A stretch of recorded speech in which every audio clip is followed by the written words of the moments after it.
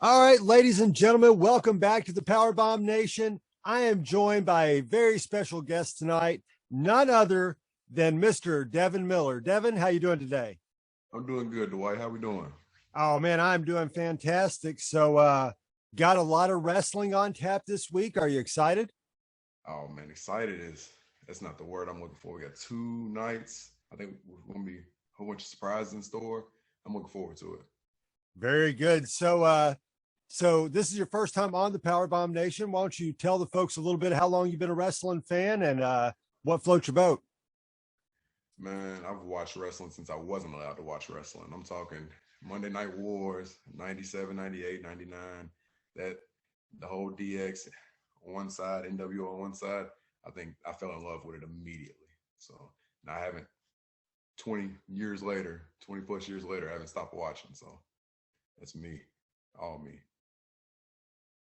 So who's currently who's had your attention the most on TV?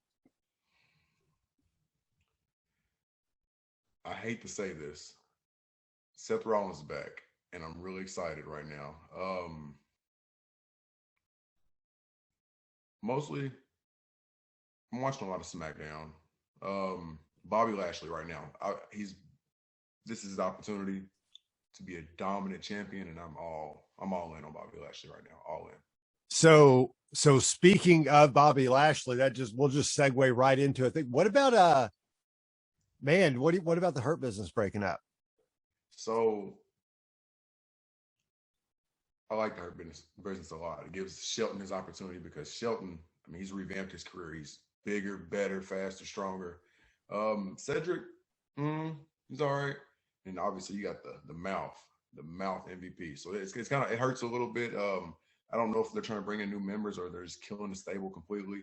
But I shed a tear. Just know that I definitely shed a tear when that happened. It's really amazing. You know, I heard somebody mention that, you know, one show builds stables and they go out of their way to build the stables, and then the other show tears them down. And in this case, could have tore it down way too early, but you know, there's still a lot of time to play out. You know, Jey Uso took some ass whippings before him and Roman came on to settle on the same page. So, you know, maybe it was just Bobby freaking out, and Shelton and Cedric will still be there in the end. I don't know. Look at it like this. The backstage segment afterwards, you got Shelton and Cedric. Bobby wouldn't have been champion if it weren't for us. Their words and not mine. So I don't know, man. It could be some bad blood there, and I don't know, man. It could make WrestleMania very interesting. Yeah, no, it's definitely added a different dynamic to it than I expected going into the last week. So let me get we've had a very, very important news that WWE is going to have some of their material censored on the Peacock network. And come to find out, they're going to make the same adjustments on the WWE network moving forward, because obviously anyone outside of the United States is still on the network. But they are also going to lose the same footage that's being taken out by Peacock right now. Yeah. I'm the type person, let's take it back to school. We don't erase history. Why start now? Especially wrestling. It's entertainment, so I guess it's not really history. So I can see where they're coming from. Some of the other segments, the Booker T, Vince McMahon, John Cena, that stuff, yeah, that can probably go. If it's not really like a racist, sexist segment, then I don't really see the need for it to get the boot. But the other ones, I can understand. I can. Yeah, it's like the whole Rowdy. I get the Roddy Piper, especially when you find out that Bad News Brown was very upset over the whole angle. So, you know, that sheds it in a whole, you know, you got some component that says, you know, Rowdy Piper was trying to do an above race thing. You know, we're all the same kind of person, which is probably what he would tell you he was trying to do. But if the other guy's in there, you know, you got to be on the same page. So I get that taken out, even though that's a WrestleMania match. So I'm all for it there. I understand the DX the Nation of Domination DX thing. Yeah. X-Pac with the the blackface and the Ms. Ark Henry stuff was probably a little bit over the edge and definitely pushing the envelope back there. I really hope, unless it's egregious, I really hope they stop and maybe just put up a warning for the rest, because you get so worried all the other stuff that DX has done that is very, when it was just Hunter and Sean, there's some Val Venus. I mean, you might censor his whole career. Well, you have to always promos at least, but yeah, that stuff he did with Kai and Tai, which was pretty good TV, but man, this is pretty rough stuff. I'm with you. Certain movies, we don't remove this word or this line to bring importance or whatever. We can get those same warnings in wrestling. I mean, hey, just let you know, hey, warning, language or whatever the case is. I mean, it's still like the Roddy Piper thing. It's WrestleMania. A lot of stuff. It's our childhood. I don't know. It gets to me. Let's say that it definitely gets to me, because I mean, it's killing a lot of rewatchability because there's nothing to go back and rewatch sometimes. Right. So on to other news. What about SmackDown? So I know we got 2 nights of WrestleMania, but this Friday night SmackDown, you might as well say it's going to be 3 nights in a row. One night just happens to not be at Raymond James and will be in the Thunderdome. But moving the Andre the Giant Battle Royal to SmackDown, good idea or bad idea? I personally think bad idea, but I see why. Once you hype the storylines up so far, I guess there needs to be a cool down period, and you filling a lot of TV time with that Battle Royal. That's your kind of cool down period, to where I guess you don't have to plan out that hard. I don't know. I like it. I liked it on WrestleMania, which was actually something I want to talk about with you. I felt like that could have been a filler for one of the nights, because there's not that many matches each night. So yeah, but the matches we're getting look, man. I was writing down the card last night, and this is this is a great 2 nights of professional wrestling, and I almost see, after writing all this down, I almost see why you had to move it over. But I thought maybe if they did a pre-show night 2, that would have been a good spot for it, and still given some importance. So where I want to start in our WrestleMania 37 preview show and breakdown is SmackDown. Okay. And primarily what I'm assuming is going to be the main event, because it can't be anything but the main event, the Andre the Giant Battle Royal. Who do you got? Who's going to benefit the most? Will they make a difference, because it hasn't in the past? So my heart wants to say Jey Uso, and hear me out why. We've talked about the Jey Uso, Roman Reigns going at each other because Roman is the head of the table. Well, we got main event Jey Uso here too, and he's got something to prove, and I think I'm liking that right now. I think I'm liking it. I could definitely see Jey Uso. It adds a lot to Roman's Roman's stable he's got going on. It could actually be. It almost feels though Jey Uso's up here. Mm-hmm. Battle Royals kind of down here though. Yeah, but it gives him an accolade, and that's how I'm looking at it. It gives him something, because right now, I mean, Roman's got something, Uso has nothing. So what? It's gonna be Roman in his chair, Paul Heyman, Jey Uso, and the Andre Battle Royal championship right behind him. Imagine the promo we're getting from Heyman after that. Just imagine it. Oh yeah, that's true. That's true. He could probably do a lot with the trophy alone. Yeah. So I was thinking, when I first seen the list of the competitors, not a knockout standout list by any means. You got about 4 names that I feel could be legitimate contenders. Jey Uso being one of the top ones. Baron Corbin was the first one that stood out. and it would make him a 2-time winner. He's had no program to speak of. And he does exactly what he needs to do. The man gets booed more than anyone else. As soon as he has a face turn, the right face turn, people are going to go nuts over him, and they don't even know it yet. Man, he is one of the best heels we have right now. He does his job better. He's not the Miz, but he's getting close. I mean, he needs some work, but he's Miz best heel that will oh yeah, no one gets under your skin more than the Miz. But, I think that actually, I'm not changing my pick, but I think that's actually a really good pick because what else right now? So I think that's actually a really good pick. So here's my pick, and this is going to go out on a limb just a little bit. All right. So we've had the breakup of Retribution. Okay.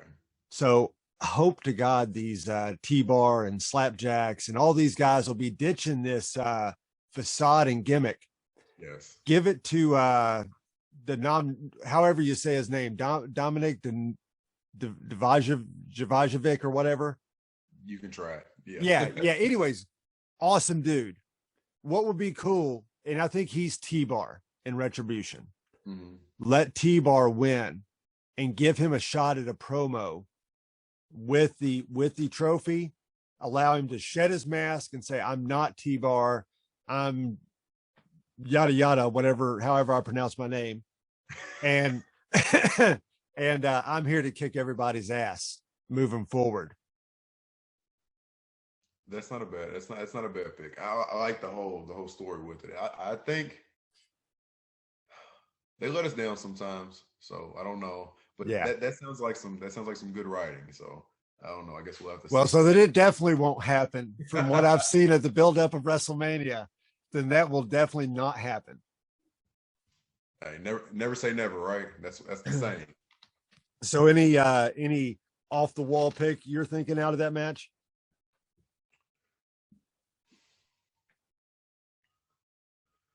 No. So I was going with the Jey Uso, and then I started thinking about the stables and who was in there, and then maybe somebody from Retribution, but it was like whatever. Baron Corbin is stuck in my head now ever since you said it, and that's like, now he's looking like the one that will do it, and Jey Uso is like the off the wall one now in my books. Now that we've had this conversation, so I'm kind of like I'm teetering. So going else on SmackDown, we'll move off. That's definitely going to be the main focus, I think, for Friday night. Easy. So is the Raw tag team the SmackDown tag team titles also going to be defended on SmackDown? Let me tell you, that's a slap in the face, right? That is a slap in. There are matches on this card that could have been moved to SmackDown for the tag team championship match. Let me tell you, I think we'll either get it on SmackDown or we'll get it on a pre-show. I need Street Profits. I need Street Profits so bad. They need a WrestleMania moment. They got to come out of like a big solo cup or something, you know? That's exactly what I was going to say. We need like the biggest solo cup. That's what we need. And I don't know a more over tag team than them right now or that recently. Right. I mean, you'd have to go back. I mean, obviously the New Day and the Usos, but both of which are slightly New Day, not as prominent without, I think, all three members together all the time. Yeah, he's part of the special herbs and spices. You know what I mean? Like the secret formula. Right. They get crazy pops. I mean, they gel perfectly together. I don't see why we're not having this on WrestleMania. Like, I do not see why it's not there. You know, what do you think of American Alpha?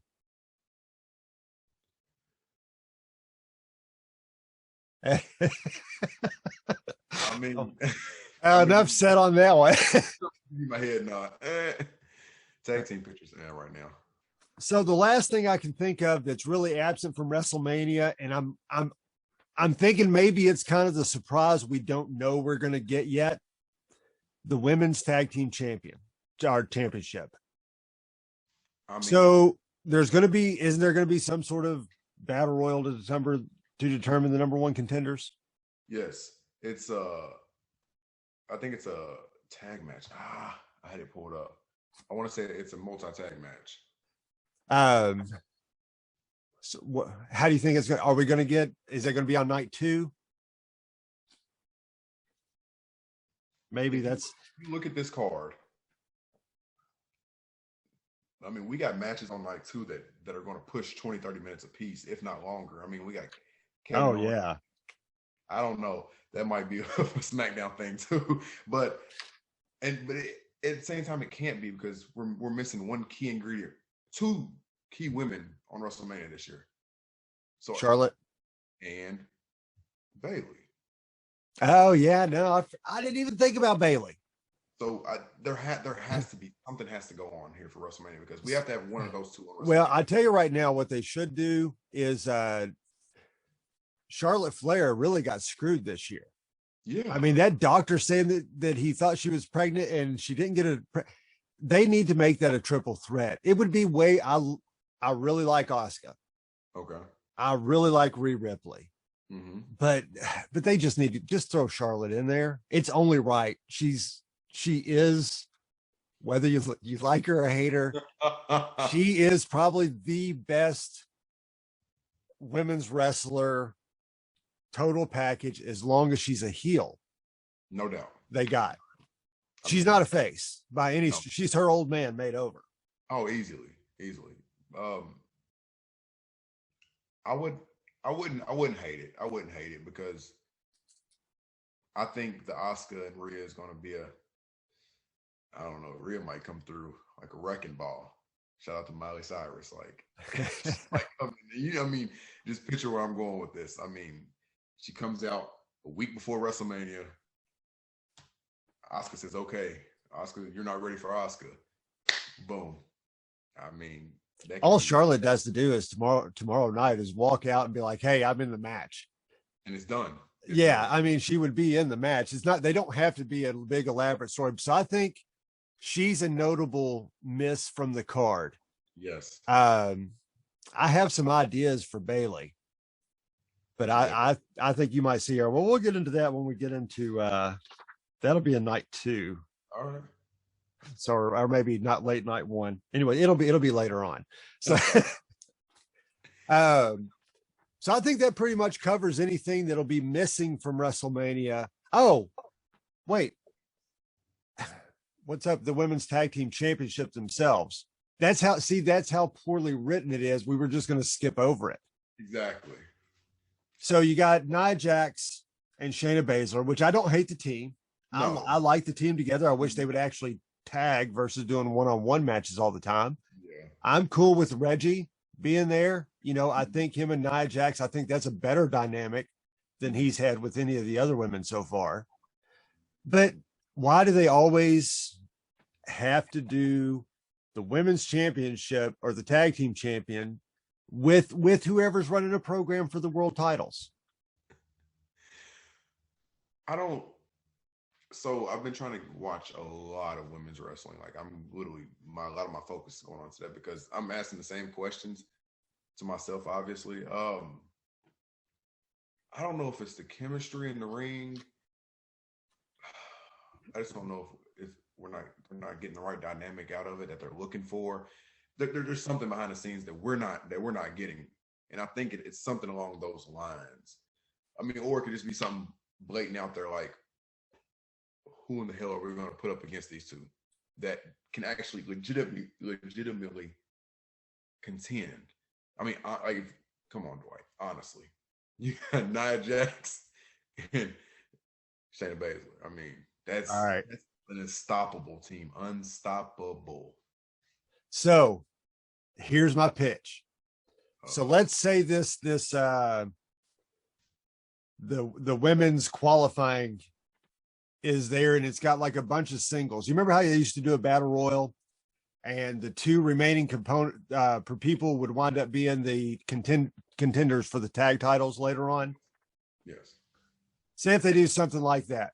So you got women from Raw and SmackDown, NXT in a battle royal. This would supplement another battle royal for the women compared to the entree. Yeah. The last two remaining would be iconic. Let me tell you something. And that's your WrestleMania return, night 2. That'll probably get, I'm going to catch some heat for this one. That'll get a bigger pop than maybe another match or two on that card. Oh, hell yeah, it would. I was the biggest Iconics fan. They're the Iconics. It's iconic. Outside of Bayley and Sasha, they're the only other legit tag team. Oh, yeah. Those are your only 2 real tag teams in the women's division. And they are the Riot Squad. Now you do have the Riot Squad. They've been, I think Ruby Riott is severely underutilized because she's really good in the ring. Yes, she is. I don't know. I guess your promos suck or something. Yes. But, I mean, she's got a couple people she's got somebody next to her that can do all that for her. But no, I think Riot Squad will be nice. Iconic, dude. I'm telling you. Anytime they get in the ring together, it's crazy. And they're both really good singles. All the stuff they've done lately as single competitors has been really good. The Royal Rumble with Billy Kay was hilarious. The whole signing autographs and being out there. And I think us as fans, we think too much into it. We're watching it to be entertained. And are you not entertained? Like, good stuff. You know what I mean? It's really good stuff. Yes. That's what I would like to see. I've been ever since the Royal Rumble, and they got to get, they were together and the Riot Squad kept them from doing their iconic pitch together. I was like, this is already writing itself for WrestleMania. Exactly. And there's never been any hint of it unless that match can be 2 people from a different show and they could reunite them that way. And then, they can hold on to it for a while and get some actual teams up from NXT and develop. You can develop a really good tag team. I mean, there's no reason. There's more women than they know what to do with on the roster right now. So let's find some, throw them together, see how they gel, keep it going. I mean, I'm liking women's wrestling. I'm loving women's wrestling right now. We need some more tag teams. Have you do you watch NXT UK at all? No, I do not. I know that's your show. I know that's dude. That's so good. It's probably better than regular NXT. It's probably better than AEW. Hell, it's better than Raw and SmackDown. As far as if you're looking for a pure wrestling show, dude, that has it all. That Heritage Cup stuff, man, that Heritage Cup stuff is great. I need my entertainment aspect. SmackDown's always home. SmackDown's never the B show. Dude. SmackDown is the show to me. So, dude, watch Walter lay down some chops across somebody. No, I have seen. You will be entertained. He's a monster, dude. Right? He is. I love Imperium, man. That's an awesome faction. It strikes. It's like that old William Regal music. I love the old William Regal. All right, definitely. I'll check it out just because you keep talking about it. Oh no, you got to, especially this week. So we're getting, of course, Raw, NXT on Wednesday, and then Thursday at 3:30 in the afternoon here. I'll watch it when I get off work, but it'll be the NXT UK pay-per-view Prelude. Mm-hmm. And Walter is going to go against Rampage Brown. Now, Rampage Brown is a legend, over the pond. And it looks like it's going to be a really good show. So check that out. If you want a good dip into it, that's probably going to be a hell of a show. Well, let me tell you something. Will you tell Peacock to allow me to view it, and I will view it? Peacock's been bugging. Well, hopefully they haven't censored it yet. No, I'm definitely down for it. I've been all in the past couple months. I've been all in, so I'm on it. So we're going to get 2 nights of NXT takeover, which is going to be fantastic. A UK takeover on Thursday, WrestleMania SmackDown on Friday, and then Saturday night, they're going to want to start off with a bang. What I've heard is no pre-show as far as a match, because they want that first entrance to hit, and with live fans in the stadium for it to just be an all-out blow-up. What is going to be the match? we're probably gonna go with Braun and Shane immediately out the gate. Immediately. Oh, I hope not. That is on night one, and it's a steel cage match. See, it's the first steel cage match at WrestleMania. So that's what I'm going for. I'm gonna say it like this. I'd rather get that out the way. I feel like Shane past 3 years inserting himself to get his own WrestleMania moments, and Braun's not being utilized. So hey, let's have him throw Shane off top of a steel cage onto a table real quick, Yeah. So let's go ahead and talk about that match since that was your pick, and then we'll get into mine on the next go round. So the buildup has been so stupid.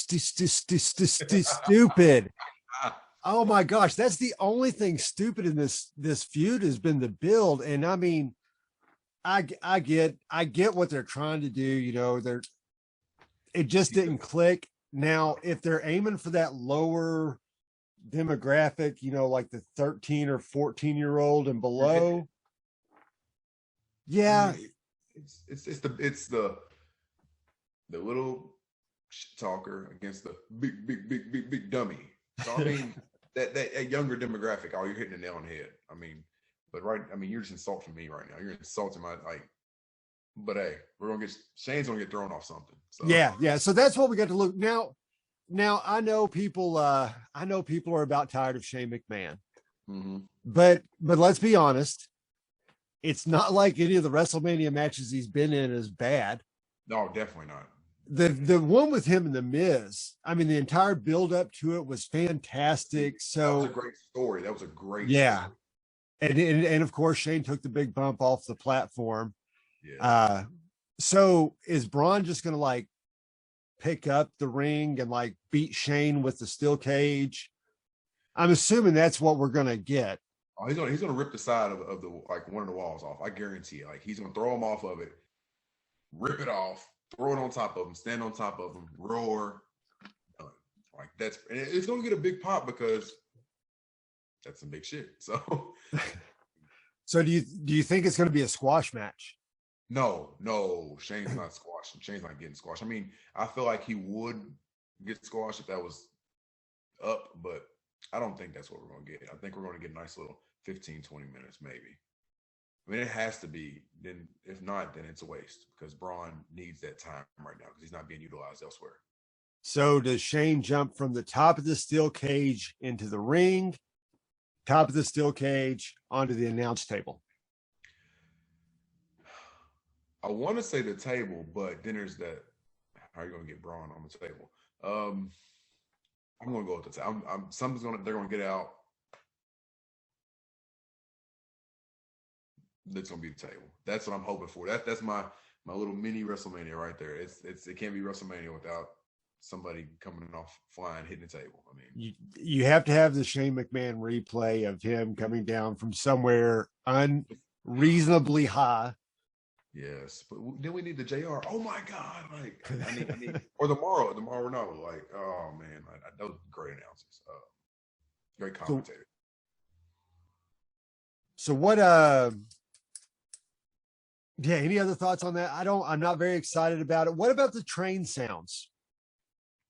Any opinion on that? Are we going to get that at WrestleMania? Maybe we're going to get a graphic running across the bottom of the screen with a freight train. We'll get the graphic with live fans. We may get the sound too. I think they're going to have to go over the top. It's how long's it been since we had live fans in attendance for anything? Yeah, like a year. I think we're going to go over the top. Some of it may come off as cheesy, but I think they're going to go way over the top because we haven't had live fans in forever. And I'm more excited for the fans than I am the matches sometimes right now. But I think we're getting some choo-choos and some graphics. I'm cool with the graphic. Are you cool with the sound? I mean, it doesn't kill me, I guess, but no, not really.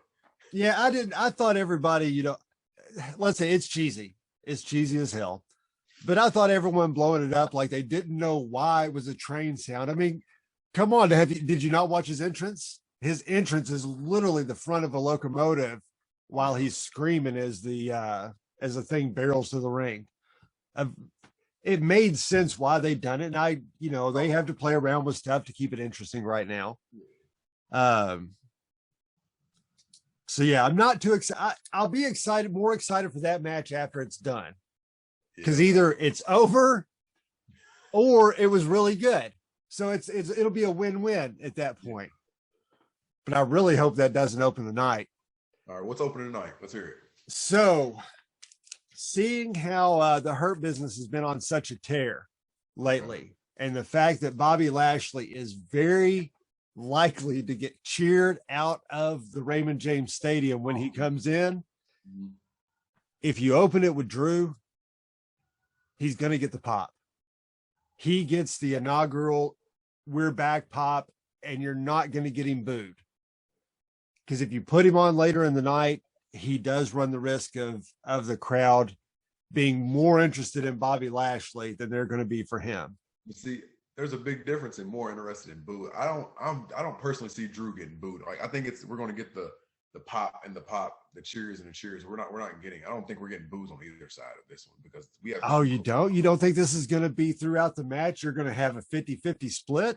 See, I think we'll get that, but that's the excitement of WrestleMania and fans being back. You'll get your Drew chance, you'll get your Bobby or Almighty chance, you'll get them. But I don't see boo. Now, if they boo, I'll be surprised, but I don't see it happen. I mean, dude, you got two colossal, great, over superstars. I don't see it happening. Like, I just don't. So we'll see who plays out first. Going with the Drew match, though, I'm very excited for this one. This has had a great build.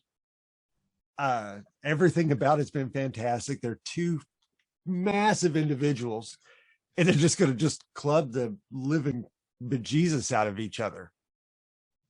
So I'm a big Drew McIntyre fan. I mean, he was the one back in the day, and now he came back and is the one.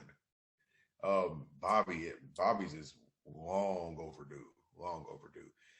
And I think we're in for hell of a, like, if we don't get 25 out of this match, like, I need a good slug until two big guys can't get up anymore. And the Claymore comes out of nowhere and Spear comes out of nowhere. Oh, I'm telling you, it could be good stuff, man. It can be real good stuff.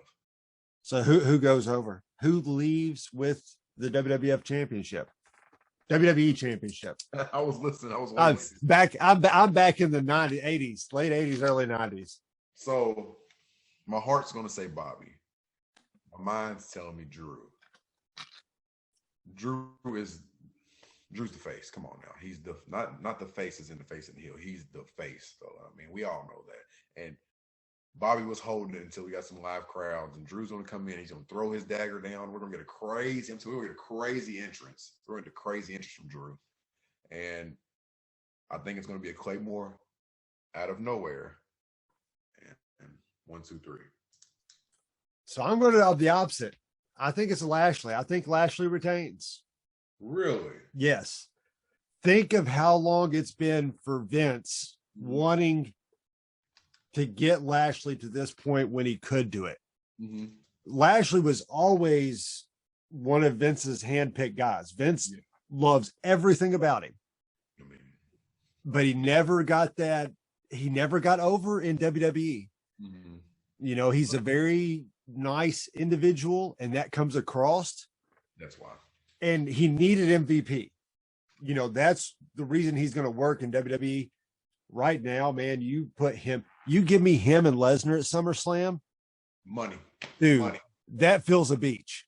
They want to do a beach show. You give me Lashley and Lesnar on the beach, and you advertise it as like two giant freaking sharks going at each other. Let me tell you, you'll get just like your casual fans going crazy. Like, not even like the me and yous, I'll watch whenever fans. They will go crazy. That's too big. So that's WrestleMania worthy. That's not even SummerSlam worthy. That's a WrestleMania worthy. Right? Yeah, but SummerSlam, if they do it outside, they'll be able to fill it. Yeah. They'll be able to fill it if it's outside. And that would be the biggest wrestling. Everyone would be excited. By July, we're supposed to be out of a lot of these, restrictions that are across.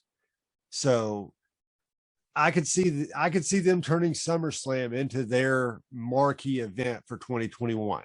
Hey, when you put it like that, I can see it. I mean, the auto restrictions will be lifted, so they'll be able to pack more fans in. More fans is more energy, baby. I mean, right? Natural coverage on ESPN.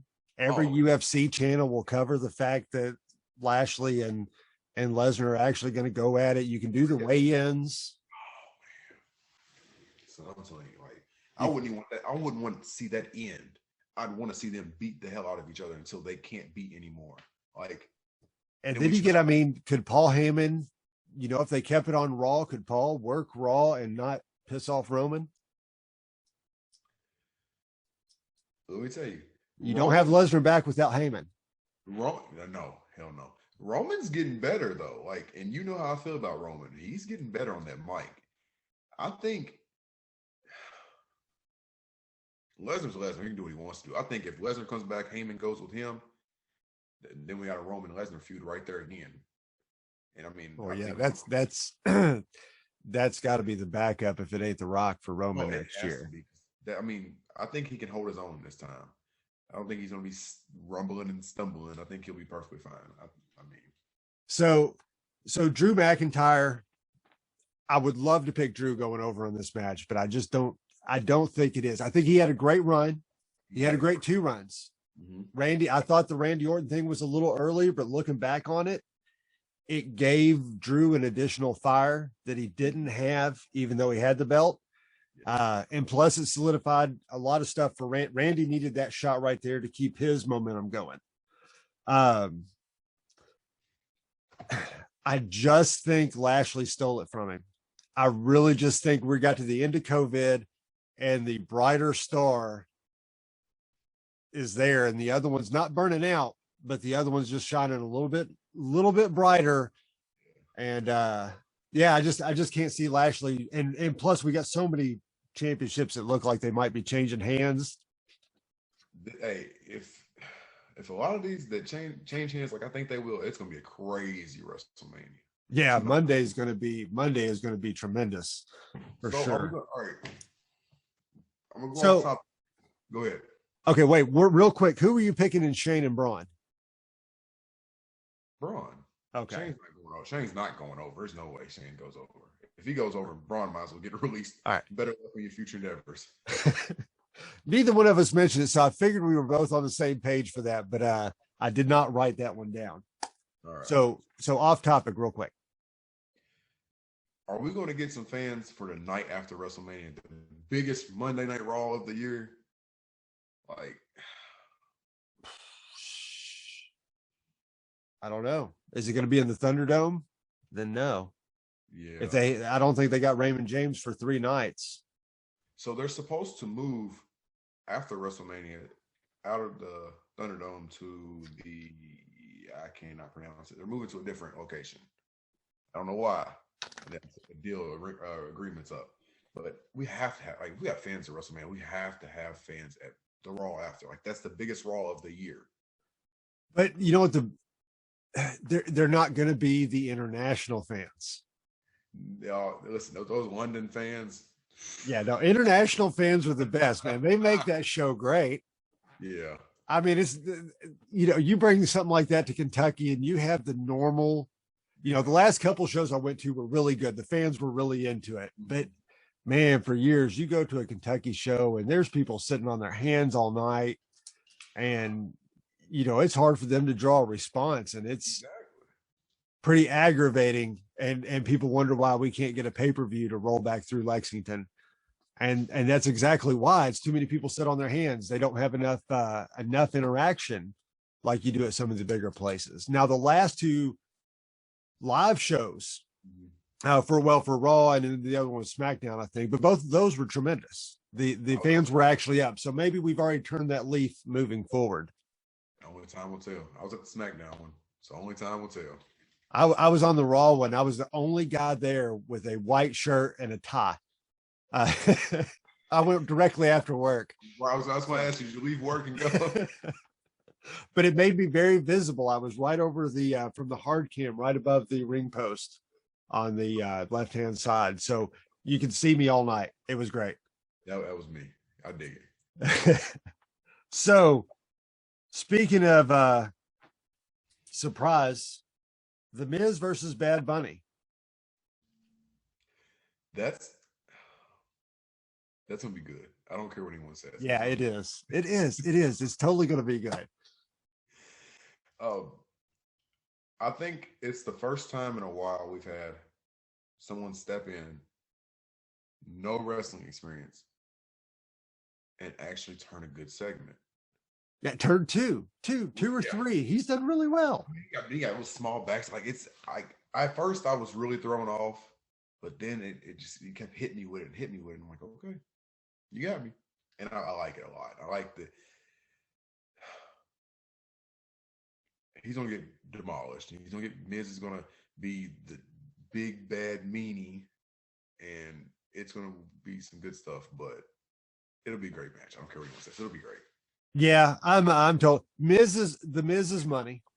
He can put on a good match with anybody. He can tell he's one of the best of all time of telling the story.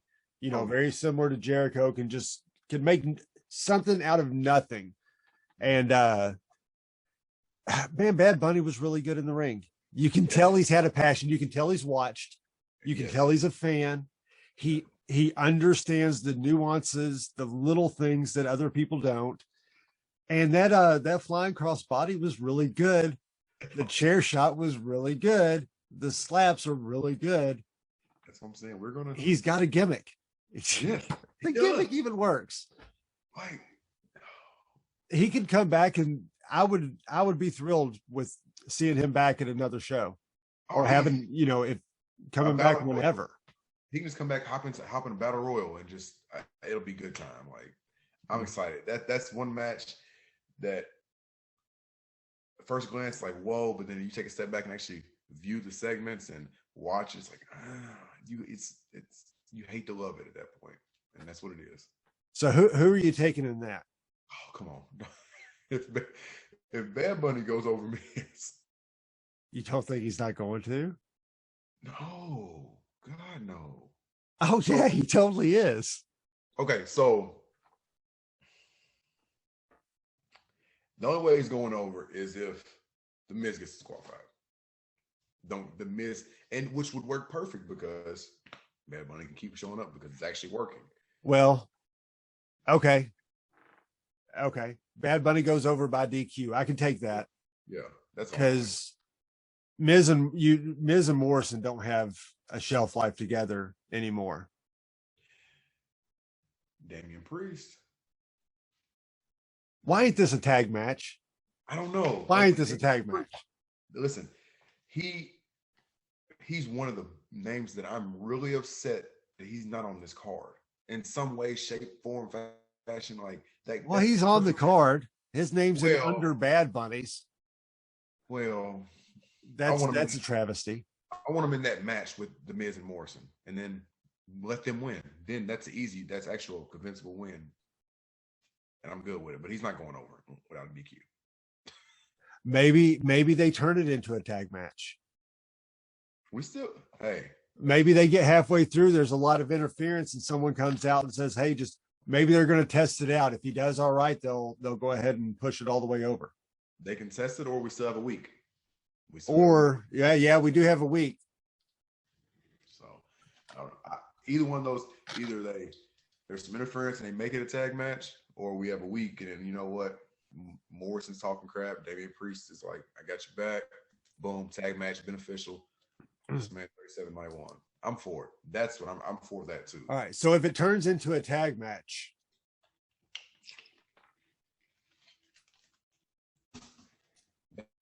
Damian Priest and Bad Bunny. And I mean, like, not DQ, Bad Bunny. Oh, no. Damian Priest just straight up kills him. But he will pin Morrison.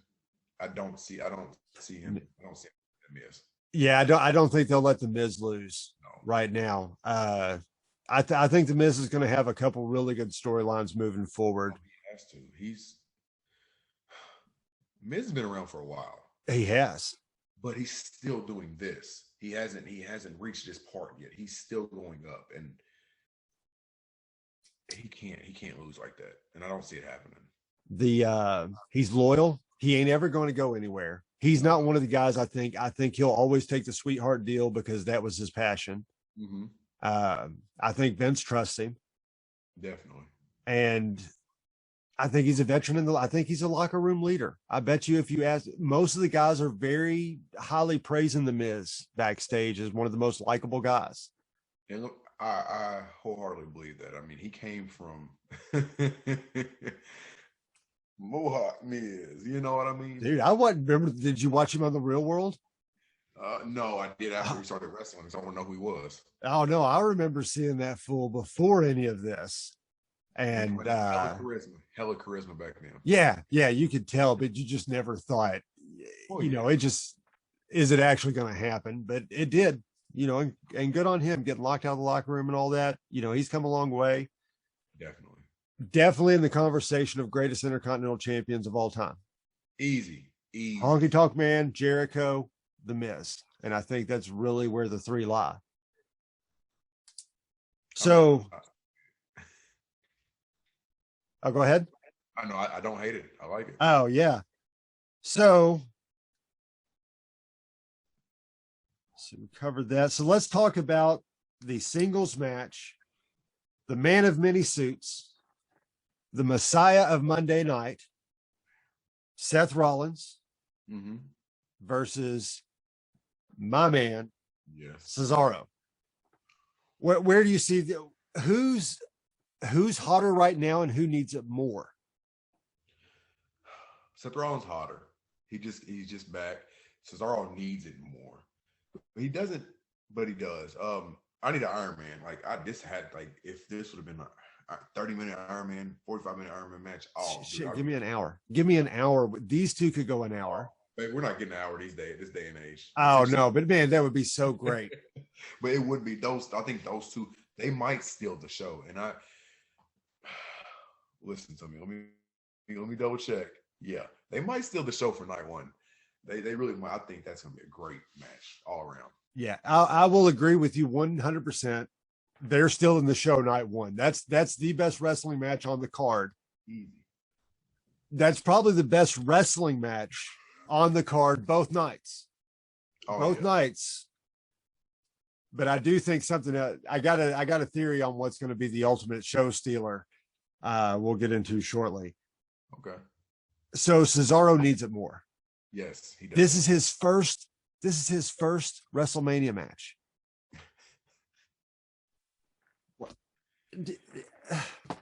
How does that happen? How does this man, who can, if nothing else, he should have been there losing to people. Yeah. Because he's going to make them look really, really good. He's one of the best workers we have. And he needs it. He's not getting it. Yeah, the praise the New Day give the man is ridiculous, because if you look at their career in each spot that they really did level up, Cesaro was in the feud where they hit their next peak. Yeah. And they laid out really nicely on their podcast that they wouldn't be in the position they were specifically without Cesaro. The wins over Daniel Bryan. Didn't see him coming. Didn't see that being the case. Marked out completely, jumped out of my chair every time I see the man win, because I don't expect it anymore. Seth Rollins will recover. Seth Rollins don't have to have the win here to recover. No. Seth Rollins. He doesn't. I think Becky Lynch is coming back, and Seth Rollins is not going to lose. He's going to be back. He's going to be back that week after WrestleMania. I guarantee it. And he's not losing. He's going to win. He's going to come out, talk his talk. She's going to come out. I think there's no way. Plus he's Seth freaking Rollins. He's the Messiah. He's not losing. It'll be an Iron Man match easily, but he's not losing. Oh, it's going to be a battle for sure. So the next match, so you're taking Rollins. You sure you don't want to? Okay. All right. Just giving you the chance, this way next time you're on, you can be right. You don't have to be wrong about all of them. Listen, Rollins, if he loses, we'll make a friendly wager off air. There's no way. No way. All right, so definitely one of the best wrestling matches on the card. But let's get into the SmackDown. We've talked about all the other tag team titles tonight. Okay. Let's talk about SmackDown's tag team championships. We got the champions, the New Days, versus a real surprise at WrestleMania, but I didn't hate it. As soon as he came out and said, "Hey, I want a shot at those with Big Dude." Hey. Awesome, fantastic. Sign me up. Give it to me all night. It's AJ Styles. That's it. Who don't want to see him and Kofi again? My daughter was born during Kofi Kingston and AJ Styles, and it was the main event of a SmackDown. And that's the 5 years ago. That's who we're going to get. I'm cool with that at WrestleMania because it was a fantastic match then.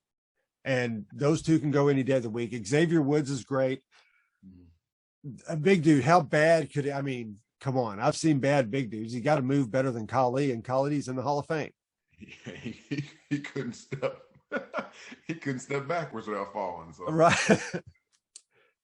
No offense to the great Khali. I'm fine with him going into the Hall of Fame. I think he's deserving for his entertainment value alone. There was nothing hotter than Khali, Playboy Khali. At one point, he was the most entertaining thing on the shows. Listen, I mean, you can just go back to Khali and Randy Orton in the Punjabi prison. Like, come on. I liked it. It was different. I liked it. That's neither here nor there, though. But, so what do you think? Who are you going with in this one? I think New Day will drop. I think AJ Styles and Omos will take the titles. That's what I'm going with. That's it. I'm going to go for the New Day to retain. And I think we're going to get Styles and an Omos split.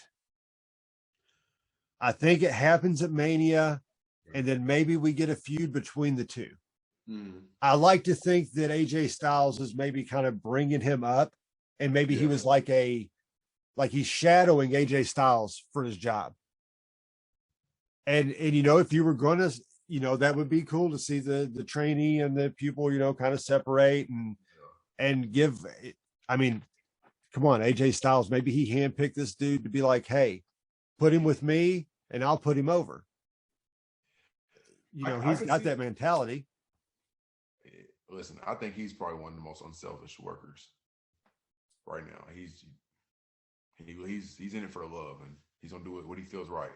I could see the only reason I see him dropping is because I think New Day's they're gonna break a whole bunch of records. They're just gonna that number of reigns. I think they're just gonna run that up. I think that's what I'm going with. I'm thinking long term here. They're just gonna run the number of title reigns up.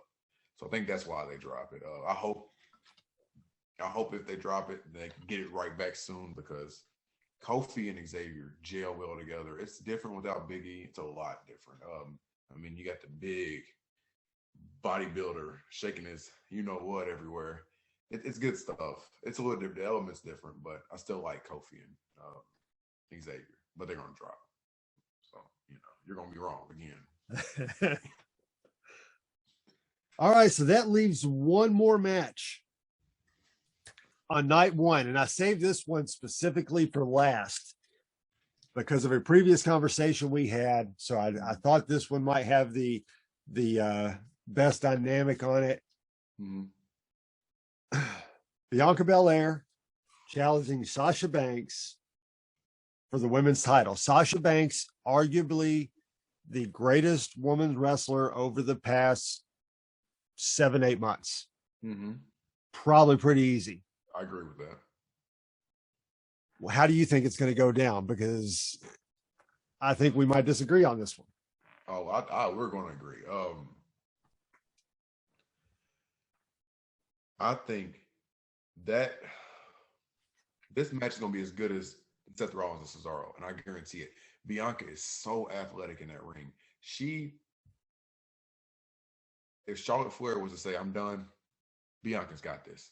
And she's ready, and it's her time. And she proved that. She proved it already, and she's ready. We're going to get a solid match out of these two. and it's going to be very fundamental. It's going to be a good Cesaro Seth Rollins type match, but Bianca is winning this championship. You think so? I know so. I feel it in my. There's no way, and I think after watching Sasha on that podcast, and she's got a little ahead of herself these days. I'm sure you've seen it on her Steve Austin podcast. She's got a little ahead of herself, and I think Bianca's got a big chip on her shoulder. Man. I don't think Sasha can knock that off this time. That might be true, and you know what? You know, the more I've thought about it over the last couple of days, long term, I think maybe you might have some better stories moving forward with Bianca. Bianca's probably going to win, but she might lose it Monday night. Oh, listen to me. She might. They could use it to transition it back on Bayley. They could bring back Charlotte and put her over there. You know, they have a perfect chance to kind of swap it up right now if you want to keep Ripley and Charlotte apart until next Mania, which needs to happen because they can't be together. If you split them up now, we get Mania next year in Hollywood, and you got two of the best women in professional wrestling right now going together, and they could both be champions. It could be a big deal. Could argue that it could be a headlining part of the show. See, but you could say that. So you can take out Rhea Ripley and put in Bianca in that same conversation, and Bianca, Charlotte, money, because Charlotte got the better end of the deal last time. True, you could, but do you think Bianca Belair holds it for a year? Oh, or is going to be there for a year over Sasha? Listen, Sasha's been very healthy lately. She's also very injury prone too. True. Lord forbid nothing happens in this match, but she's been very healthy lately, but she's also very injury prone. I'm all for seeing Rhea and Charlotte, but I'm also like, we gotta put Bianca in there too. Like, you can't tell me those aren't the three best women's wrestlers we have right now. Oh yeah, no, I totally agree. I do expect Bianca to win as well. I'm just curious how quickly, because here's why I say she loses it quick. It's nothing against her. Oh, yeah. She's phenomenal. She might be a better chaser than she will holder. When she has the belt, does her promos come off a bit too smug? Does it make her a little more, when I'm the EST, do we almost automatically get a heel turn? We do. With her gimmick? We do. I am the bestest, and this proves it. Like, that's automatic heel turn. And you know what? Do we need another heel female? No. We got Sasha, we got Bayley, we got Charlotte. We need a really good face. She's it. Bianca Belair is the best face. Asuka needs to be a heel. Yeah. Having her all smile, no, give me the lady who tears through everybody. Yeah. There's more matches for Bianca as a face than there are as her as a heel. And I'm just curious, if you give it to her and give her the title reign, but have her drop it fairly quickly, and then she's on that end, always going for the top. It'll be a good underdog story that she'll always be able to have, and I think as long as she's able to come out on top more times than she's not, I think she'll be all right. She can't, but later on she can't drop it to anyone other than the Rheas, the Charlottes, Sasha again. Because depending on I want to see Bianca and Bayley. That's what I'm getting. That was my next one. I want to see how this match goes, and I want to see her and Bayley. I think that'll be a great match. Ideally, I would have that at SummerSlam. And you can have a very nice build up, because you can still run Sasha Banks in there. Mm-hmm. So you know how they love the interference in the women's matches. They've got it already built in there, so they don't have to do much writing. So night one, what's going to be the best match of the night? All right. It's So you want my most entertaining match, or you want my best wrestling match? What is going to be talked about the next day around the water coolers? Oh, it's going to be Lashley and McIntyre. That's way too big not to be. That's my heart again wants to say Seth Rollins and Cesaro because that's going to be a all-out wrestling war. But it's going to be Lashley and McIntyre because they're too big, literally, to not talk about. Fundamental Savage Steamboat moment is going to go to Cesaro and Rollins. That's who the guys in the back are going to be like, that's the match we would go back and watch. But see, that'll be a perfect first match then. That's how you open the show right there. Maybe have Rollins come out. He deserves the first pop. Best, or the match that's going to be talked about, however, I think it's going to be Sasha and Bianca. I think that's going to be, coming off the heels of what AEW was able to do with Britt Baker I think Sasha's probably going to have a bit of a chip on her shoulder after listening to the way she's talked. Mm-hmm. That there's someone out there who's a legitimate concern, and she's not even on Monday or Friday night. And they put on a clinic, her and Thunder Rosa, and it ended in a bloodbath. And she's the real deal. And I think Sasha will look to up her game coming out of that. And from what I've seen of Belair, I think we could see the same out of her. I think they might go out wanting to have the women's equivalent of that Savage Steamboat moment. So that's the one I think people will be talking about the next day. I think it'll be a huge pop. I think I think the crowd will be into that match like crazy. We brought up Britt Baker. I love Britt Baker. But no, I think that'll be it's a really good choice. I dig it. So closing out night one, which superstar has the best rub from the night?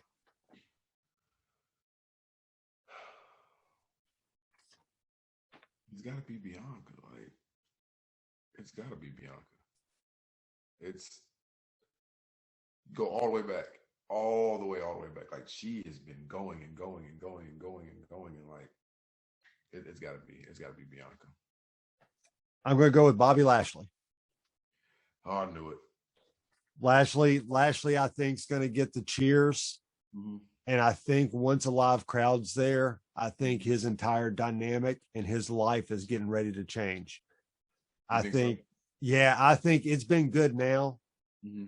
WrestleMania is that's the tipping point. If the crowd reacts the way they're probably going to, he legitimately could be the next big thing. And man, MVP and Paul Heyman going back. That's all I got to say. Paul Heyman and MVP going back and forth. That's money. Yeah. It's money. I mean, and you drag it out for 6 months. You just build this. We're not clashing anytime soon. We're going SummerSlam. That's what you're ready for. Lashley shows up in a suit. Lesnar shows up with his cutoff tee and his jogging pants. They don't even have to be in the ring ever for 6 months. As long as we get promos, it's easy. I'm all for that. I'm all in on that. Yeah, you're just building it as a heavyweight fight. You don't have to drag Lesnar to a single one besides maybe the initial and then the go home edition, and then that really be it. Outside of that, you do a few tape promos. That way you can work it with Heyman not being there all the time. So I think Bobby Lashley, because I think that's where they're going to head. I think SummerSlam is going to be a big event for Bobby Lashley. Hey, I'm all for it. All right. Well, that's just now settled down the first night. So we're going to break it down. Night 2 of WrestleMania, coming from the Raymond James Stadium in Tampa Bay. This is the PowerBomb Nation, and I'm here with Devon Miller, and we're ready to finish up. If you didn't listen to the last episode, go back and take a look at our night 1 predictions. For night 2, are we getting a pre-show match? I don't think so. If we're not getting one night 1, we're not getting one night 2. We're going balls to the walls. We're not easing into it. I think we get it. I think we get it, and I think it's the women's tag titles. Okay. I think they're going to aim to make them relevant, and they're not going to put them on WrestleMania, but I think they might actually give them to a legit tag team moving out of WrestleMania. And maybe the Riot Squad, or they reform the Iconics. Wrestling gods. And we're back. And my hopes is the Iconic return, because that's what I've wanted to see for months. But I could see the Iconics returning on Monday night if the Riot Squad held the championships. And that would be an amazing match between those two. And then we can get Nia Jax onto a program with her and Reggie going off after a title. Shayna Baszler can go off after a title. We can split them up. Yes. And we can run 2 months of programming with this feud between these two tag teams. Easy. While you integrate the other tag teams in to make them actually seem like teams.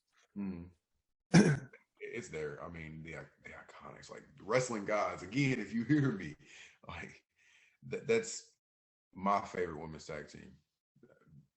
Sasha and Bayley. They're the only people to choose from outside of Sasha and Bayley, though. Sasha and Bayley, too. Iconics for one, and that's all it is. Too. I mean, then you talked about Nia and Shayna splitting up. That's perfect.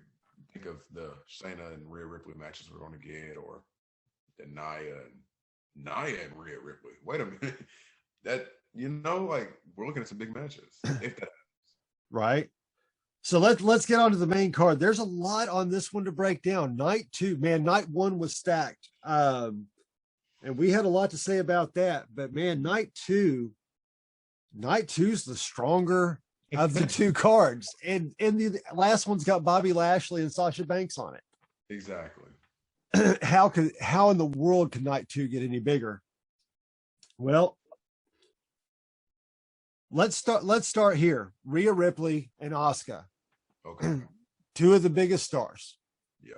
2 international stars. 2 international women coming over and making it on the main roster, and now one of the premier matches on WrestleMania weekend.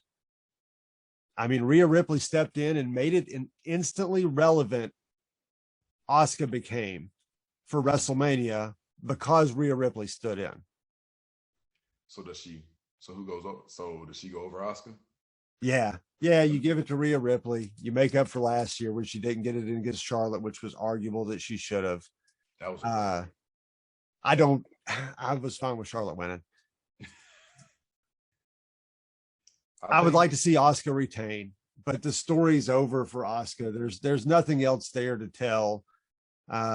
Again, you could put her in a tag team with somebody, and it makes them a legitimate contender immediately.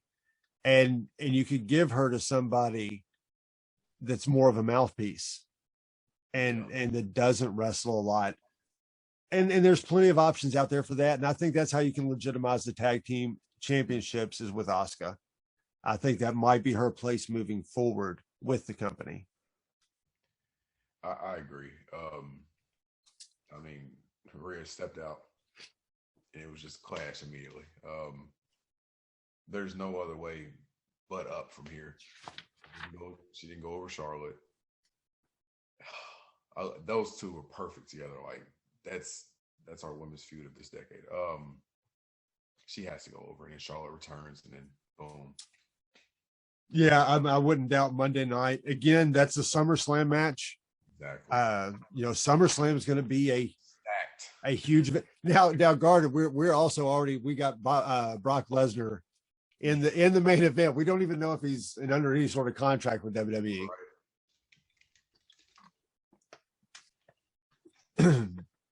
Right. So there's some really interesting matches on this card, and let's talk about the United States Championship.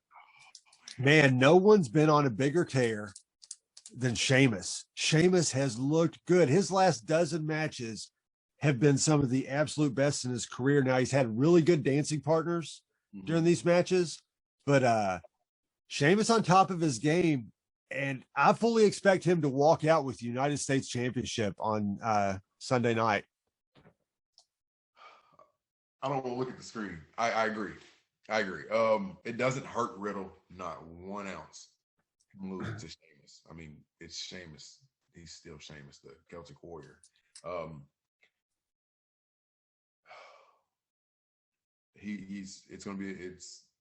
That'll probably be one of the quicker matches on this card. It will be. It might be the quickest match of the entire event. Yeah, both nights. So let me ask you a question. So hot topic this week. Matt Riddle forgot his lines. And now people are like, well, if it was on live TV, he did it unprofessionally. And then you get the other story is that they were doing tape segments to air on live TV, which is what they do most of the time. So this one makes the most sense. Vince McMahon seen what happened, the look on Asuka's face, the way he just kind of wheeled out when he forgot his lines. And Vince liked the blooper better than he liked the actual footage. And I'm sorry, I don't have an issue with how they've built Matt Riddle. No. He is now, okay, the bird's flying out of his feet on the entrance. Okay, let's take that away. Yeah. Let's remember this man's a legit badass. A legit fighter, yes. But I'm cool with the goofiness behind it because some of your most over people have always been, he's got a personality. Yeah. People are hating him for that personality, which is what makes it good. Job. That's his job. You know who he reminds me of? Who? Truth. Oh no, don't do that. No, why? This Truth found that niche. I love Truth. Oh, I love Truth too.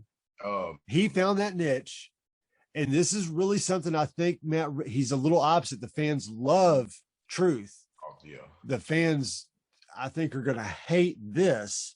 Yes. But you don't ever have to give him a title.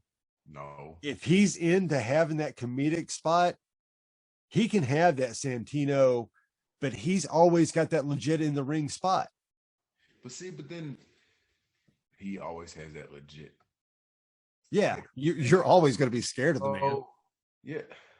I think he's got this little stoner gimmick, but I mean, I think that's played into it because of his prior history when he was a fighter. He's not going over. We already discussed this, but he can't be a comedic act. He's too legit to not be. Did you not think that skit was funny? It was. It was good. In my mind, though, it played. Oh, Vince is going to run with this. Vince is smart. He's going to go with this. He's going to ruin Riddle. You know why? Guess who's had the most coverage in the internet over the last week? Riddle. Hello, riddle me this, Batman. Who did the internet wrestling community just completely put over this week? Riddle. Every single podcast, every YouTube video started with this man, and you got a picture of that goofy ass face, and then Asuka not knowing what was going on. It was good. It was accidental, and it's a gold mine. Yeah, it was. Again, we don't have we have a few legitimate badasses. Let's say it like that. I think he can keep his little stoner gimmick. He wants to be silly and goofy, but he's got to go out there and kick ass. Yeah, get off that scooter and wear somebody out. Kick your little flip flops off without the doves or birds. Yeah. So I think Sheamus gets a nice run with the U.S. title. I think he deserves it. I don't know who he would fight, but I'm sure there's plenty out there. I might have rather seen him wind up with the Intercontinental. He's never held that. Yeah. Maybe he can go after it now. That wouldn't be a bad match. U.S. title versus Intercontinental title at SummerSlam. No, but then, we don't know who would be the champion then. But then, I mean, you're looking at either a Big E or possibly Apollo, and I don't want to see either one of them get squashed by. Or it could be someone else. It could be. It could totally be someone else by the time SummerSlam rolls around. Yeah, though I have an idea of what I would like to see. Oh, Lord. All right. So we're in agreement on the Sheamus, right? Yeah. So we're both in shape. We're both saying this is quickest match of the night. I fully expect Sheamus to pull like what he did to Daniel Bryan. Yeah. I think this is where they make up all their time. Mm-hmm. Well, just have Sheamus blast his head off in the first 3 seconds, then we can let him have another match tomorrow night. Oh yeah, and Riddle will sell it. He'll sell the hell out the bro kick. So. Oh yeah, I want to see the birds leave his head when he gets kicked. That's where they should put in the bird animation. When he sits back up after, he's like, "What?" Yeah, they're flying around. Yes. So Apollo Crews versus Big E for the Intercontinental Championship. Man. A Nigerian drum match. Okay, I don't know what the hell a Nigerian drum match is. Your guess is good as mine. But I think I like it. I mean, if you're beating somebody like a drum, I think that's a match I could get into. Yeah. And with these two, I would be fine even if there were like drums set up around the ring, and then they would take their heads and just kind of bang them into them down there, you know, and Big E could have a lot of fun with that on the outside. That's gonna be some entertainment right there with him in that match. Is he more aggressive this right now, or do you think we're gonna get the entertainer out of him? No, we're gonna get full on aggression. I like that. I don't think he's gonna do too flashy of an entrance. I think he's gonna be, after those slaps at the end of the last match, dude, I thought the feud was over after the bell rung, and then he gets down there and smacks. I'm like, oh no, this is going to WrestleMania for sure. I want to see the Powder come back. I want to see the Powder come back for WrestleMania and his first solo defense at WrestleMania. Oh, I have to see the Powder come back, but I don't. I just want to see grab it, smack it, go, whoop ass. I mean, he has to. So, what about Apollo? What about his new gimmick? What do you think of the Nigerian prince? Where do you think all that? How do you like it so far? I don't dislike it. I'm still filling it out. I like that they're taking Apollo serious. I think Apollo's amazing in the ring. I just felt like his gimmick before was childish, and it appealed more to the younger kids than the adults or me and you. I like it. I do. I like it. I don't know if I like it enough right now for him to be champion, but I like it.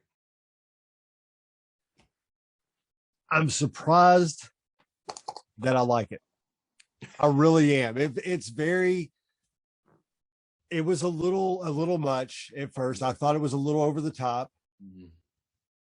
It was embraced by the Nigerian culture. Yeah. The prime minister or whoever the head of their government is tweeted about it and was all in. So, you know, I'm assuming he had a 23andMe done, because I'm assuming that we've always heard, you know, you never know. Kofi had that Jamaican accent forever. Yeah. And, you know, at some point you don't know until you hear him actually speak. You never know how. You just figured it was a really bad Jamaican accent. But I don't know. Did Apollo Crews? I don't know. I'm assuming he had a 23andMe done, and that's how he found out his heritage. I hope that would be a cool story. Apollo Crews, you won the Intercontinental title. Who would you like to thank? 23andMe. For helping me. No. I feel like they waited too late for this build-up for him. I feel like it should have started a couple months, like a few months ago. And if Big E drops it, are we still going to take him as serious, though? Well, yeah. Yeah, why wouldn't you? Big E's established. I get it, but he's got it. His first big title defense at WrestleMania, he drops it to Apollo. Roman needs to face somebody to get heat on at SummerSlam. Roman and Big E sells tickets. That's worth fighting coronavirus for. I'm cool with Big E. Big E has been fantastic, and he has proven that he can be the top guy. He held the workhorse belt. Yes. It's time for him to stop being the workhorse and move on up. Apollo Crews has proved that he's got something special. If he loses at WrestleMania, he's over. Okay. Yeah, when you think about it like that, he's done. He's yeah. If Big E loses, Big E moves on to bigger and better things. Yeah. And he begins that program or drops the seeds of it with him and Roman Reigns. Then you're left to think, look at the Big E and Heyman confrontations. Yeah, that'll be great. Yeah. I can see that. You swayed me. Then wait. Jimmy Uso is about to come back. He's had to have been cleared. It's been forever. He's got to be ready. He's got to be the surprise soon. Then you got New Day and the Usos, but you can go 3-on-3. That was New Day and the Usos. That's money. You could do 2 or 3 pay-per-views. That's a feud you could extend. Legit reason why the other two could come over. Hey, no, we already had beef with the Usos, and we're going to start this stuff back up.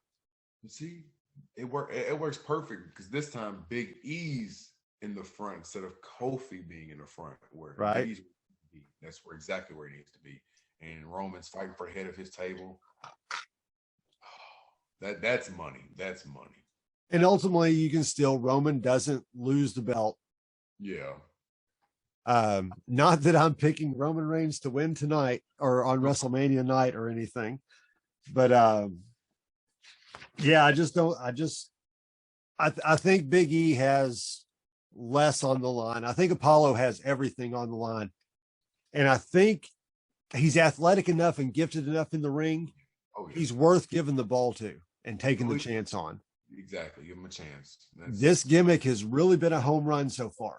Yeah, it has been received very well, and I think you put all your eggs in the basket and see if he can cross the finish line. If he can't, back down to NXT. Right. I mean, exactly. Right where he was. Go back. They'll let him go. He'll go to AEW, and he would be great. He would probably fit in really well there because you don't have to have a lot of personality. I mean, look at the Young Bucks. The Young Bucks, okay, yeah, they're good in the ring, but there's no person. They're kind of bland. That's where it stops. Exactly. They're great in the ring. But Apollo would be fantastic over there. That's somebody in WWE. But if he's doing this stuff and working how he's working now, no, keep him around. At one point, I was thinking that Apollo was going to be the one who would dethrone Lesnar. When he first came up from NXT, dude, Apollo was hot coming out of NXT. No way. Yes, he was. Not he was that fantastic. Hot. No, he was, but not that hot. No, he hit the main roster and flopped. But he did. Listen, this is why I love this right here. Me and you. Sometimes you say things that make me want to roll away. I'm sure I do too. So I think you swayed me. I think I'm going all in on Apollo only because it's win or go home pretty much for him. And that's the bottom line because Devon said so. Yeah. All right. So on that note, Devon said so. Let's go singles match. Now this match got a little bit less interesting to me on Friday night because they didn't need any extra to this match. I know where we're going. All right. Sami Zayn versus Kevin Owens. These two have ridden in cars the majority of their life together. They have dreamed of this moment that they got to fight each other at WrestleMania. The only difference is they probably thought about it with the title on the line. Okay. But they don't need the title because this might be the best match. This might steal the entire program. Both nights. Yeah. This is a legit, if they do it the way they do it and it turns out the way it's always turned out, this is the show stealer. This is what everyone talks about at the end of it. All the hardcore fans. Yes. This is the match you go back to for WrestleMania 37. This is the one where we get KO and Sammy literally punching each other until somebody drops, and then it's going to be Sammy dropping. But I wholeheartedly agree with you. We will agree once again. That's the match. That's the match I'm not most looking forward to, but I'm looking forward to it a lot. And when it's over, I'll be very thrilled I watched it. I'm Yes. positive in that. I think We didn't need Logan Paul. I don't even know who this dude is. I don't know who this is. He's a YouTuber. I think he's a fighter, UFC or a boxer or something. I don't know. I'm not interested. No. Now it just muddies the water. Now it's not going to be everything it could be. Exactly. If he stays out of the way like he did the other night, though, and just sits there and looks stupid, cool. Let those two do what they're going to do. Yeah. Be what you need to be outside of the ring. All the other celebrities who didn't interfere, like Drew Carey. See, I get like if you take a step back and think about it, like him and his brother, they're like known for they came up known for YouTubing, right? Sammy's all about his documentary right now. And so it kind of makes sense to bring in somebody who would have some expertise on the camera work, but they could have just brought in a BS person and just, you know what I mean? Like, I feel like you try to bring in a big name like that, it's coming on top of the match. Like, hey, what did KO and Sammy do? No, did you know Logan Paul was there? Like, I don't care about Logan Paul. I'm here for KO and Sammy because they're going to make magic anytime they step in the ring together. Anytime. So who are you taking in this one? Oh, I'm taking KO. And it does not hurt Sammy one bit. If they want to continue his little story with his documentary, it's even better. He got screwed over by his once best friend at WrestleMania. Like, it's perfect. It just keeps going and keeps going and keeps going. Right. Yeah, the story writes itself. Kevin Owens, obviously the bigger star out of the two. He is the edge to his Christian, which is exactly where I see Sami Zayn ending up. I don't expect him to have a much longer career with the WWE. I think he'll be one that leaves. Hey, I got enough money to do. Let me go over here to where I can do wrestling and do the creative I love. Yeah, and I think he's somebody that should be in AEW. Kevin Owens he's a WWE guy, and he's a main eventer is what he is. Yeah. So I'm with you. I think Kevin Owens definitely goes over. I think it's going to be a tremendous match, nonetheless. 2 more matches left on night 2. Mm-hmm. Which one do you want to go to? You tell me. You pick which of the 2 you want to talk about first, and which one you want to save to the last. I think we're going with the Universal Championship match. I had to get this out of my way because there's one participant in this match who is going to get under my skin. So, oh man. So we're looking at Roman, Edge, and the GOAT man. Roman's going to pin Bryan. Edge is not losing. Well, he's losing. He's just not losing this match. My feelings are really mixed on this match right now. I don't see the need for it to be in a triple threat match. So I would love to see Roman and Edge just go, because I think Edge can still go. I'd love to see just Roman and Edge just go until Roman spears the hell out of him. Superman punched him once and then flatline. That's what I thought I wanted. When we got this, I was okay with Edge winning as long as he went against Roman, because I thought that's the best match. And when they were going to insert Daniel Bryan in it, I was very upset because I was like, no, just let the 2 horses run. Yes. But then I thought about it. Neither of them can lose. Yeah. Neither one of them can take the loss at WrestleMania, because you either A, you ruin Edge's comeback story, or B, you ruin the guy that's running the place right now. He's not the head of the table anymore. That's everything. Roman, in my opinion, Roman cannot walk out of WrestleMania without that belt. It's too soon. No. His dominance is going to be, number one, you have somebody that can legitimately beat CM Punk's record. Okay. That is a legitimate thing that can happen on this run. Okay. I can see it. That's something you want erased out of history books. If you're into the whole they're not working, they won't talk to each other or whatever. Yeah. That's something they want to take out. Mm-hmm. And then it sets up, you could set up Roman Reigns versus The Rock at next year's WrestleMania, and that is definitely a headlining event. But Roman has to be the champion, and he has to have done it forever so he can actually talk chops with The Rocks about ring work. And if he does that, that's the only time he can legitimately say that he is the head of that table. Because outside of that, if you look at the Samoan dynasty, it's still The Rock. The Rock is the pinnacle of what someone from that dynasty has come into. Roman just hasn't had. The Rock had Stone Cold. Roman, now that he's at his peak, which is where he needs to be, I mean, he doesn't have. We need Lesnar here because that's his Stone Cold is Lesnar, and we haven't. I need to see him and Lesnar go at each other while he's in this form, and it has to happen. Until then, he's not the head of the table officially. You know what I mean? The Kevin Owens stuff, man. Give that to me. Feed that to me all day long. Mm-hmm. The only sad part about that is you can't drag it out because they can't let Kevin Owens actually hold the title and break his streak.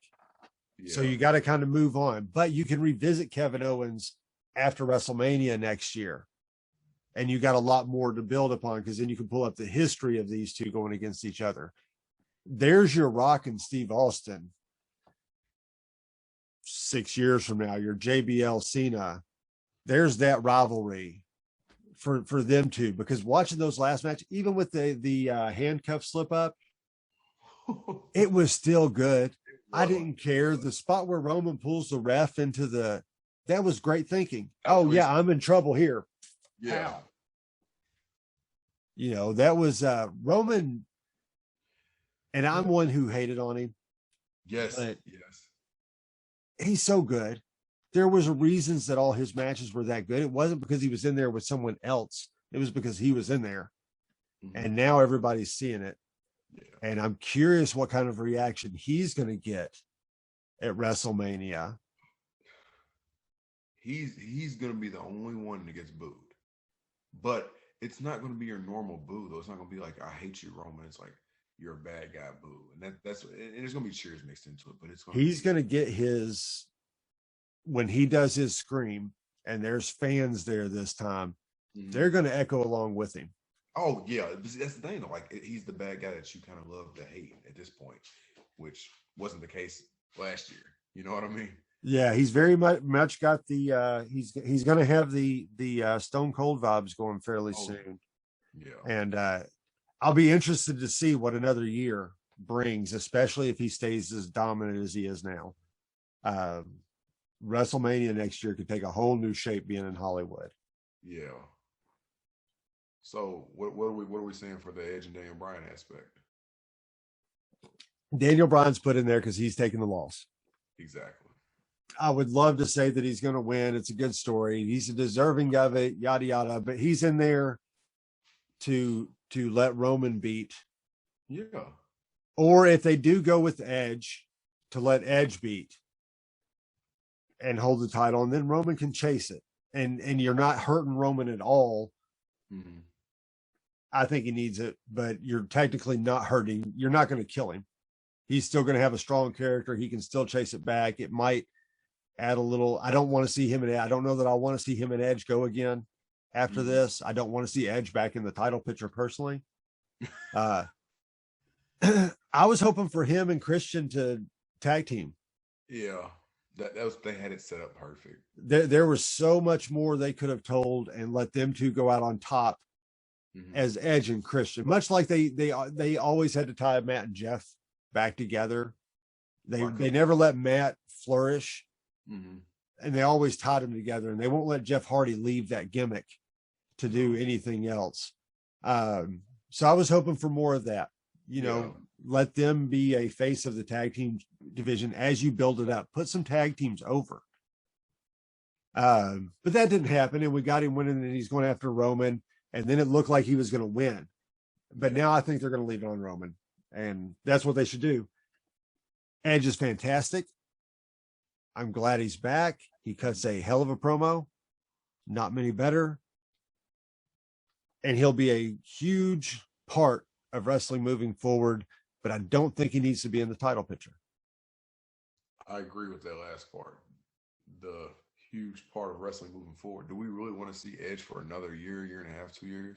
Yeah, have you paid attention to Randy Orton over the last year and a half? And Randy Orton's been fire. Maybe Edge comes back and is fire.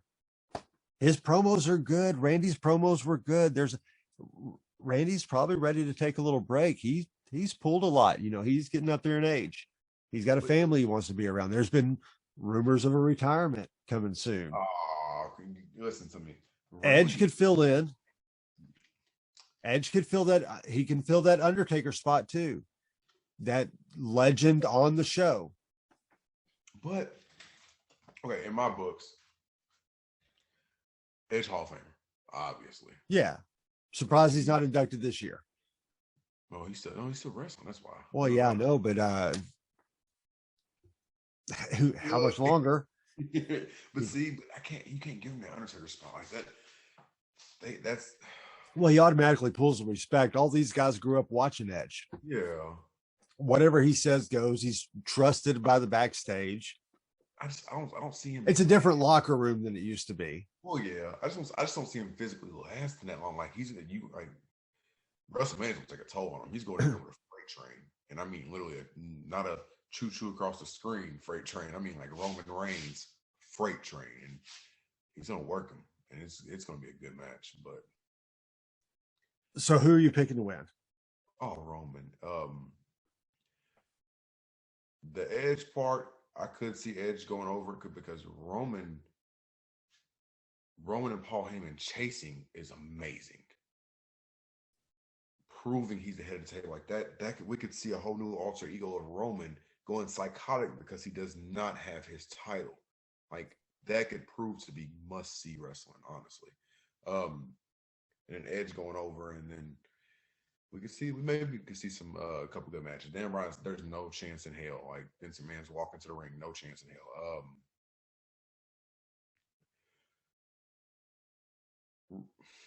Roman's going over. I want to see Roman chasing, but Roman's going over. That's all right. So we're both in agreement there. Roman Reigns retains, which leaves us to the last match. Randy Orton versus The Fiend with Alexa Bliss. Yes, amazing. What kind of match is it going to be? We're going to see some trickery. We're going to see some lights flashing. We're going to see some interference. The Fiend's winning. He has to win. He cannot lose. And Randy's Randy. He's going to be fine. I don't know if we see a traditional wrestling match here, though. I don't think we see that here. Yeah, I don't think so either. They haven't said, so you don't know what to expect. Yeah. But I don't think we are. I think it's going to be I think he's going to abduct Randy Orton, just like he did Cena, just like Triple H. Yeah. Those guys haven't been seen. Randy Orton is due some time off. Mm-hmm. He's done great. Take him out while he's hot before anything happens. Bring him back, and he'll be right where he was. This is a great way to do it. He gets sucked into the funhouse. You might get some glimpses of Triple H and John Cena in there, so that we'll all recall that this happened before. I think Bray Wyatt goes over. The Fiend goes over. Alexa Bliss goes over. Mm-hmm. I love everything about this build-up. It's been nice. It's been long. It's been drawn out. It's perfect. It's been written perfect, fully executed. Alexa Bliss has been great with what she was dealt, mm-hmm. and she's believable in that part, and there's no one else on the roster who could have pulled it off, period. I agree. I don't know that this is Bray Wyatt in this burnt Fiend. So I want to talk. This is what I want to talk about. That's why I say this one for last.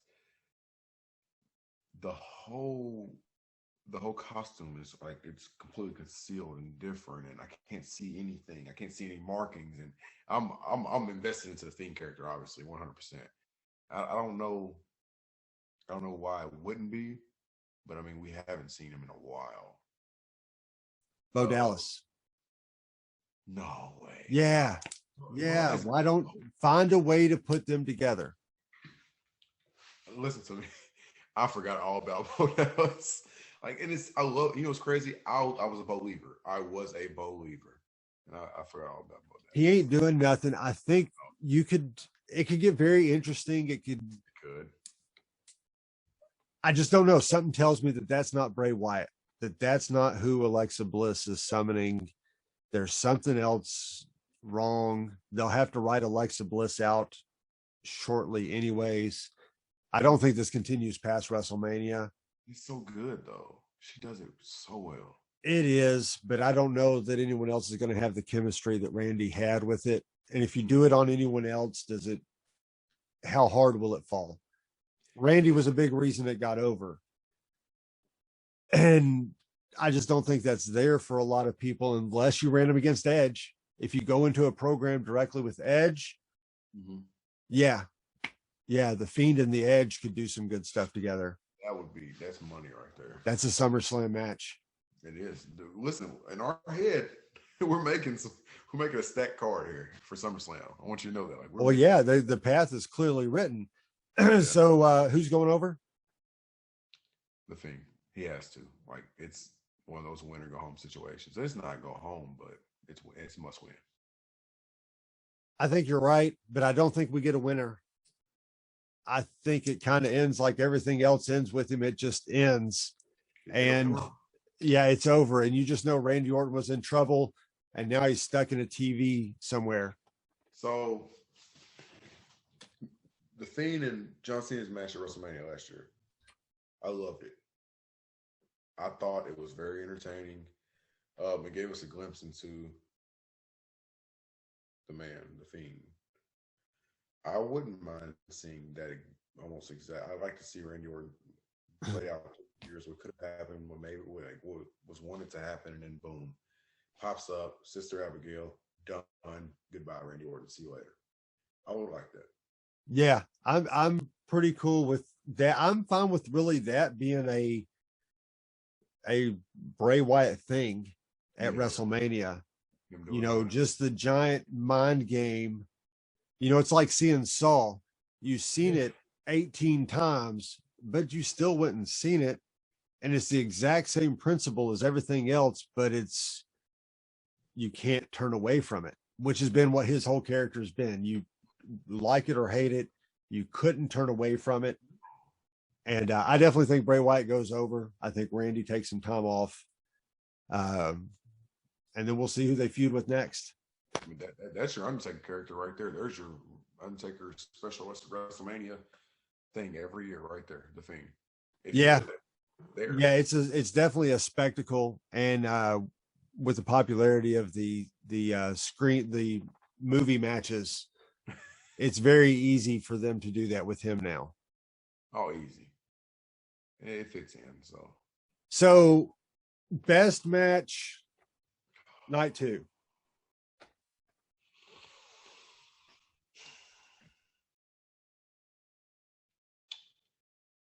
Little Sheamus is squash. It's keep Logan away, and it's going to be KO and Sammy because it should be the best match for both nights. If there's any type of interference whatsoever, it's going to go to a Big E and Apollo. But if we can just get KO, Sammy, that's it. Oh, that's easy. That's a moneymaker. I told you they're punching each other until they can't punch anymore, and I'm all for it. And the crowd's going to go crazy. So I agree. I'm going to go with KO and Zayn to steal the match. I think they're going to have the best overall match. I think the finish could get a little screwy, but it shouldn't hurt what we see in the ring at all.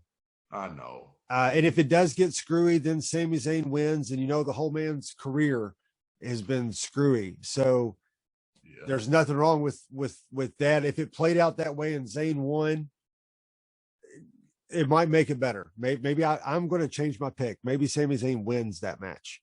And maybe that's the only way they can actually get it over on WrestleMania, but I still think it's the best card of the event. So I will choose Sami Zayn versus KO as well. Final thoughts. Who's the number one winner out of everything WrestleMania weekend?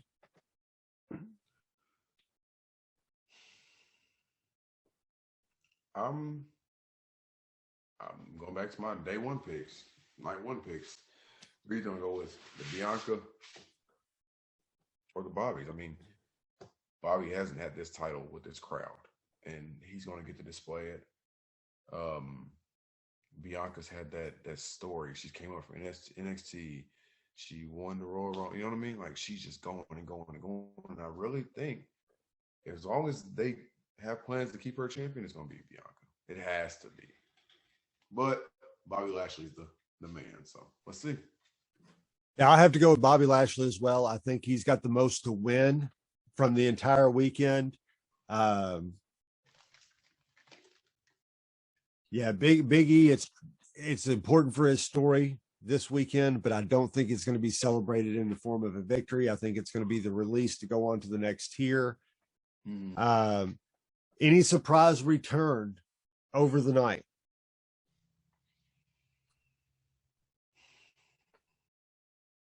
Becky's still up in the air. Like, something's telling me like she's coming. The man is coming. No, because we don't have no Brock Lesnar's. Goldberg is gone. He keeps coming and going. I don't see anybody. If it's not Becky or Brock, then I don't see it. That's it. Surprise return of the night, Bray Wyatt.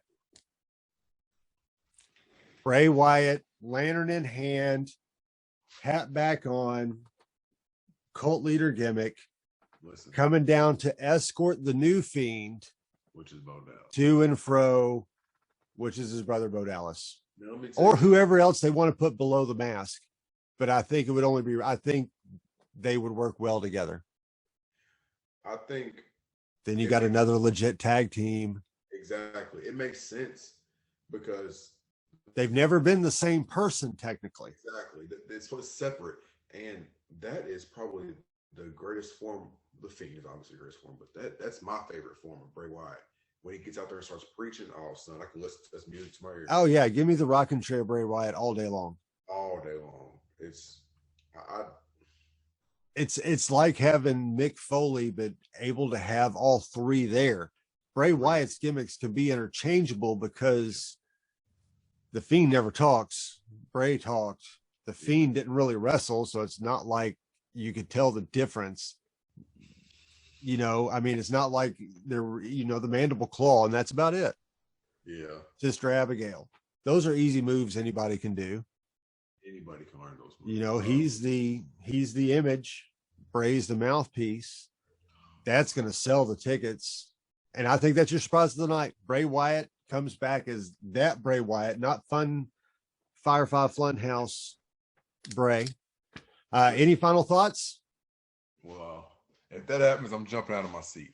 I'm really excited, dude. We got 1 week, and if these past couple weeks tell us anything, we're gonna have a great week of wrestling.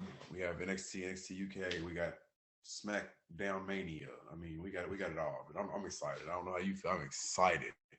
It's going to be a very long week. It's going to be a lot of fun. There's a lot of wrestling. I've already told the wife that there's going to be a lot of wrestling going on. So I'm going to have my attention, kind of focused pretty heavy this week, which, we've been together a long time. She's well aware of WrestleMania weekend.